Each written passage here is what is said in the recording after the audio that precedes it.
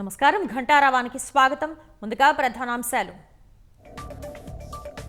కాసేపట్లో పరమ సముద్రంలో కృష్ణమ్మకు జలహారతి, శిలాఫలకాన్ని ఆవిష్కరించనున్న సీఎం చంద్రబాబు.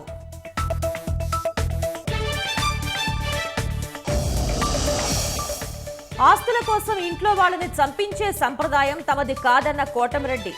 హత్య కుట్ర వెనకున్నదెవరో తేల్చాలని డిమాండ్. జపాన్ ప్రధానితో కలిసి బుల్లెట్ రైల్లో ప్రయాణించిన మోదీ హై స్పీడ్ రైల్ ప్రాజెక్టుపై ఇషిబాతో చర్చించినట్లు సమాచారం. కోనసీమలో లంక గ్రామాలను ముంచెత్తుతున్న వరద నీరు.